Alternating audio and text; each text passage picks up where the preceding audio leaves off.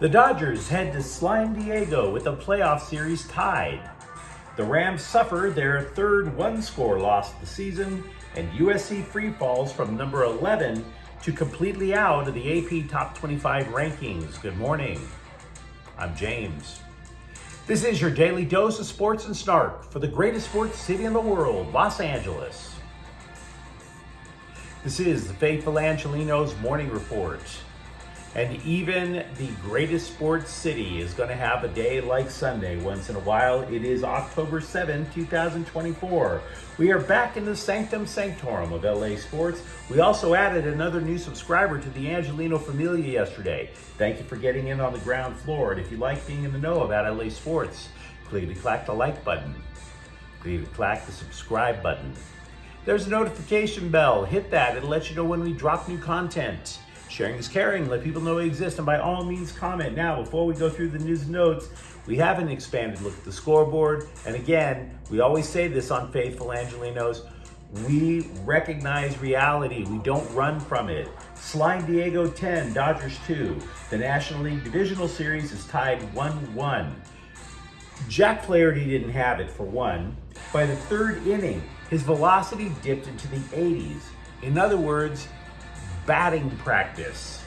4 earned runs in 5 1/3 innings. The Puds hit 6 home runs overall. Max Muncy hit a home run in the 9th, but big whoop. Even Muncy was man enough to admit, quote, "We were bleep," unquote, last night. Freddie Freeman, who's been nursing a turned ankle, was pulled from the game in the 6th. We're going to talk more about that in a moment. Meanwhile, Mookie Betts is 0 for his last 23 in the playoffs. That's a stretch that goes all the way back to 2022. Game 3 is in Slime Diego on Tuesday, and once again, we'll talk more about the Dodgers in just a moment. Green Bay 24, Rams 19. The Rams head into the bye week at 1-4, and even though it is their third one-score loss of the season, I wouldn't blame you if you started taking sneak peeks at mock drafts. Kyron Williams rushed for 102 yards and a touchdown. Matthew Stafford threw for 260 yards and a touchdown to Demarcus Robinson. But the Packers scored 17 unanswered points, including 2 touchdowns in the third quarter that were keyed from Rams turnovers. And unfortunately, this is a calling card of a team that has been depleted of most of its top players due to injury and or simply being too young at many other positions. For what I mean by that is multiple turnovers in a quarter one week, setting up the Packers for game-winning scores. Last week, it was red zone offense. In other words, when you are in a football game, you're asking 11 men to function as one unit. If you have talent plus experience, you can get them to function as one unit. On defense, they're way too young and inexperienced. They're way too thin on offense. With that as your ingredients, it's very difficult to play efficient football. Straight and simple. That's why the Rams are losing. One mistake one week becomes a different mistake the next. Today, not a damn game involving LA teams. Back to the Dodgers. Freddie Freeman, quote, "just couldn't keep it going," unquote, according to Dave Roberts. They don't know if he's going to play on Tuesday yet. If he can't go, and you're wondering what the hell the Dodgers are going to do, the first option would be to move Muncy over to first base. He was seen taking infield at first base prior to game 1. They're basically trying to make sure they don't just want to throw him into the fire in the playoffs like that. Kike Hernandez then would likely take third. I can't begin to caution enough about the desire to avoid panic, which is one of the things sports writers really love to do. The Dodgers scored the second most runs in the game this year. So yeah, kind of sucks not to have Freeman if he doesn't play Tuesday. Something tells me the Dodgers can actually put runs on the board. I don't think they forgot everything about how to put together an offense just because of one bad game. We've seen the Dodgers do that before. Roberts also suggested Yoshinobu Yamamoto has been tipping his pitches again, which led to an awkward start in Game 1. Roberts told The Athletic, quote, "There are some things that I think we're going to dig into because I think at second base they had some things with his glove and giving away some pitches. We're going to clean that up. That's part of baseball. They had a lot of good swings against him in 3 innings," unquote. Tipping pitches has been something Yamamoto has been plagued by. Even in spring training, TV cameras could actually see when he was getting set what his grip was inside the glove. Roberts said Yamamoto was, quote, "in play," unquote, for Game 5. He did not say Yamamoto was definitely going to start. Yesterday's game was delayed repeatedly because some people threw baseballs on the field in the direction of Padres outfielder Jurickson Profar. Later, there was another delay when things were thrown at Fernando Tatis. The game itself was kind of nasty that way overall. I mean, Profar exchanged words with Will Smith before that incident. Flaherty struck out Manny Machado, told him to sit down, and then allegedly added that Machado sleeps with one of the people who birthed him. Wink, wink. So I got 2 things to say about this. One, just because Padres fans are slime balls doesn't mean Angelenos should follow suit. I think we can all agree on that. But here's the other thing. The team that is going to win this series is most likely going to be the team that regains its focus. While it is true that Profar doesn't deserve to have things thrown at him, it is a profoundly stupid idea to troll opposing fans. Jurickson. It is really stupid. You can't win a fist fight against an entire drunken mob, whether they wear Dodger blue or Padres poo. 2, baseball is a game of focus. One of the reasons, in my opinion, that the Padres always fail, that they've never won a title, is because they put so much effort into defeating the Dodgers that they have nothing left in the tank for anyone else. Slime Diego's season fell to pieces last year because of that stupid crying Kershaw meme on the scoreboard.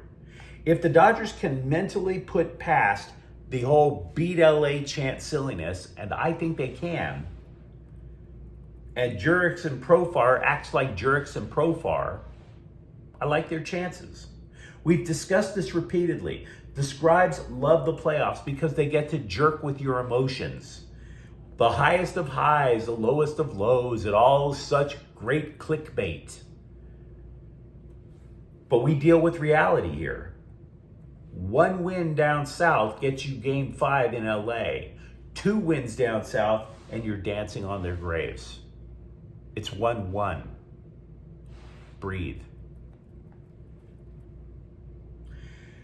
We expected USC football to take a plunge in the rankings. I just didn't expect them to plunge out of the rankings. I'd say now is a decent time to panic for USC. Not just about the college football playoffs, although there is a path for the Trojans to get there. That path is just skinnier than Whitney Cummings after she takes a handful of laxatives. But it is a path.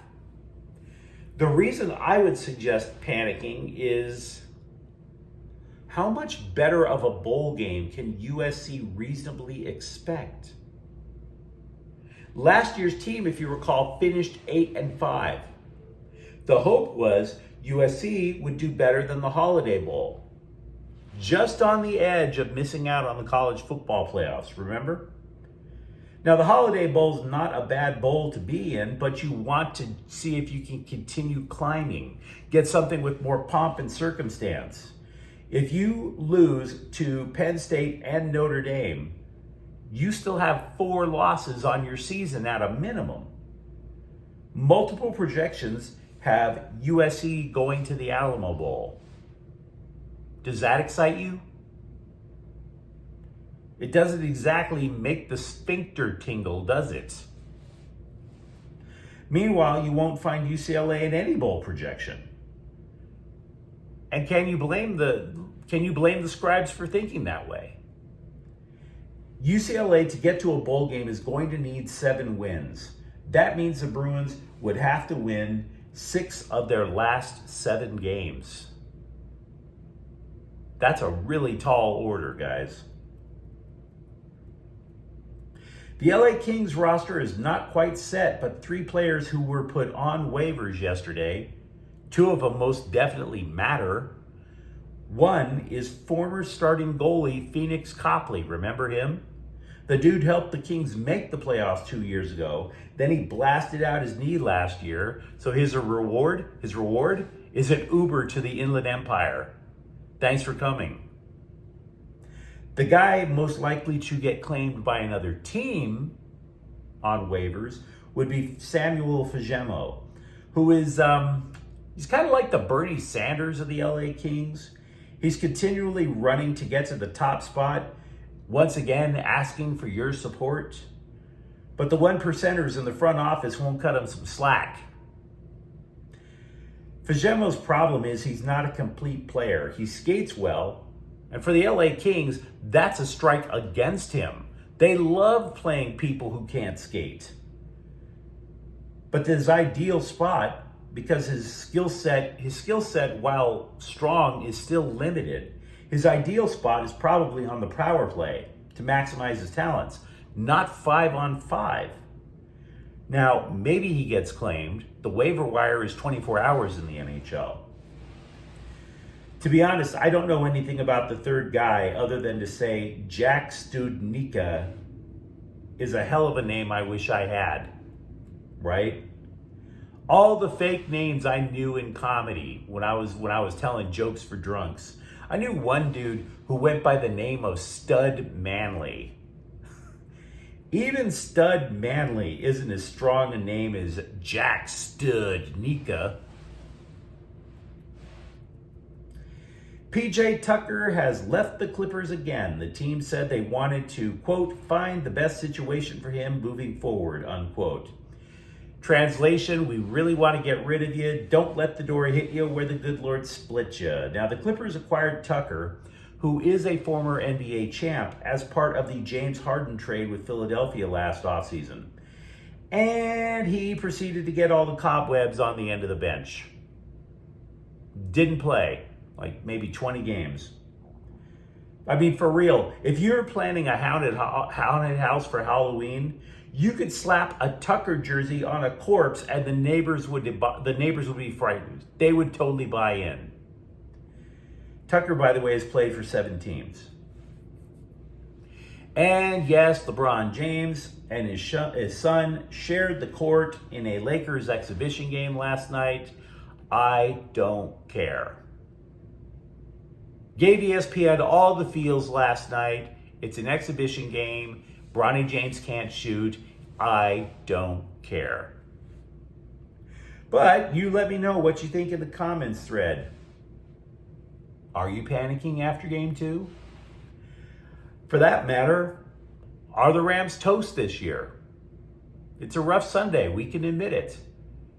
But if you enjoyed the content, don't forget to subscribe to Faithful Angelenos. We talk LA sports here every single day. Thank you for watching.